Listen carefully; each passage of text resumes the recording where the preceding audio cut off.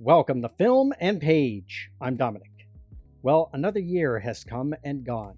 Another year of ups and downs. And another year of reading books. So it's time for my top 5 books of 2023. Before I get into my top 5, I have to be honest. I picked a lot of duds this year when it comes to books. A few that dragged but were still okay, to one that I absolutely outright hated. On the flip side, it made it easier to pick my top 5. Hopefully next year will be better. Now, let's get into the picks for this year. Starting things off at the number 5 spot is Resident Evil Nemesis by S.D. Perry. A story that takes place between the events of Resident Evil and Resident Evil 2. Jill Valentine finds herself trapped in Raccoon City. Now she must fight to survive and escape the city overrun by zombies, mutants, and a bioweapon made just for hunting down members of STARS. I've been a Resident Evil fan since the late 90s, when I started playing the games on the original PlayStation. It is my favorite video game series of all time. And these paperbacks have been the best adaptation of the games I've come across. Much better than any of the films that have been released. I had no idea about the series of books by S.D. Perry until I stumbled across the novelization of the first Resident Evil in a used bookstore back in 2010. Ever since then, I have been slowly working my way through the series. This series, with a few exceptions, has been a very solid and entertaining series.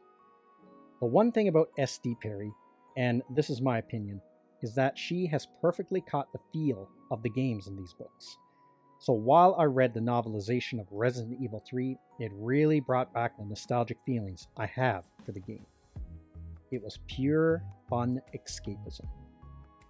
In the number 4 spot is Gloria, by one of my favorite horror authors, Bentley Little. This is one of the more newer stories of his I've read recently, as it was released in 2021. Gloria had just attended her mother's funeral a few days ago. But then her mother shows up at her house, alive and well. However, she is 30 years younger and dressed like it was the 1980s again. Not only that, her mother is acting very strangely, and Gloria's life is about to unravel as she tries to get to the bottom of the mystery. Now, as I've said before when I've discussed Bentley Little on my channel in the past, he has a formula to his horror stories. Sometimes, though, he likes to break from his usual formula. And sometimes it works, as was the case with Death Instinct. And sometimes it bombs hard, like it did with His Father's Son.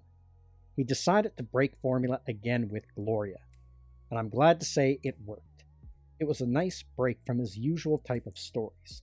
Now, I won't say too much about the plot, as the story is built on a mystery that begins with the return of Gloria's mother. And the only clues to the mystery seems to be in a shed located in a small California town. I'll just say that the plot involves something that isn't a new idea, but has become popular in the big Hollywood films in the last few years. Bentley Little takes that idea and puts his own unique spin on it. The mystery kept me hooked, and this book had some genuinely creepy moments in it. So that is always nice when a scary book, actually scares you. Over the last decade, Bentley Little has become one of my go-to authors. When I'm stuck for something to read or need a change of pace from science fiction, I'll grab one of his books for pure entertainment and escapism. Coming in at number 3 is Choreography by Corey Feldman, the toughest read on this list, and was the toughest of the year. Not because it was bad, far from it, this was a very good book, but because of the heavy subject matter that it deals with. The majority of what I read is first science fiction, horror, and then fantasy. However, I do like to step outside of that from time to time. For most kids growing up in the 1980s, you probably knew of Corey Feldman, or at the very least seen him in a movie, since he was in quite a few iconic 80s films like Gremlins, The Goonies, and Stand By Me, to name a few.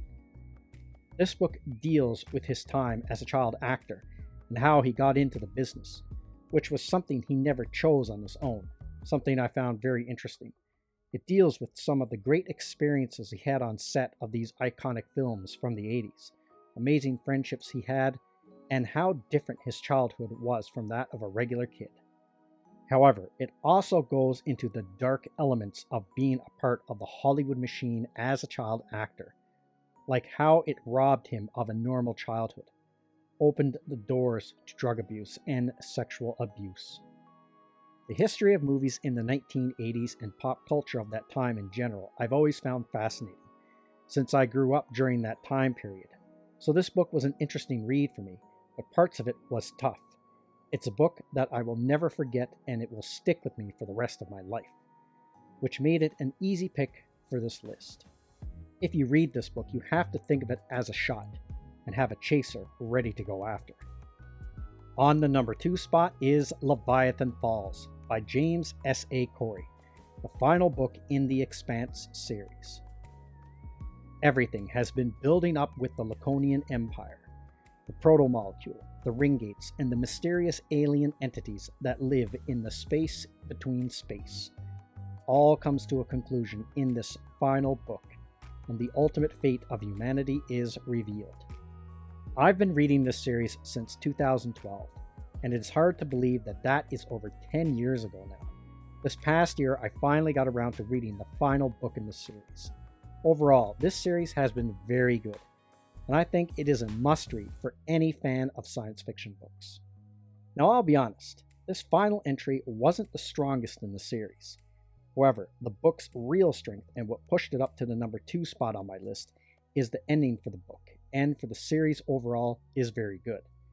It is a satisfying end to this long-running series of books that left me feeling that everything had been wrapped up nicely and that I needed nothing else. I had a lot of fun collecting and reading the series over the years. For anyone looking to start, it is a long series. All the books, on average, are over 500 pages, and there are 9 books. However, I think it is worth it.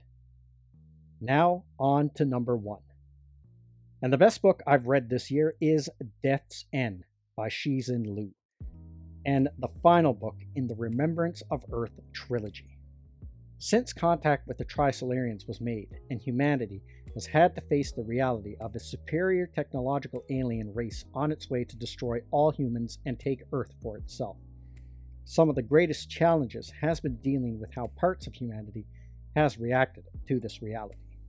Now, the plot of this book, like the others, is not easy to sum up in one paragraph, and honestly, the less you know, the better these books are. Like the first book in the trilogy, this one was a real page-turner, and I couldn't put it down. This trilogy of books has been some of the best science fiction books I have ever read. Like the other books, this one has some real mind-bending and crazy high science fiction concepts in it, which is something I've always liked in my science fiction stories. And this final book in the series was full of them. Just 2 examples are antimatter bullets and a 10-dimensional universe. Also, the story felt huge and epic as it stretched over long periods of time and vast stretches of space. If you love reading science fiction books, then this trilogy is an absolute must-read. This book was full of all kinds of twists and turns, and was a blast to read. As soon as I finished the book and closed it, I knew it was the best book I'd read all year. So those were my top 5 books of 2023, and I'm looking forward to reading more great books in 2024, with a mix of new and classic books. So that's everything I have to say in this video. Let me know what you think in the comments section, and I will see you at the next one.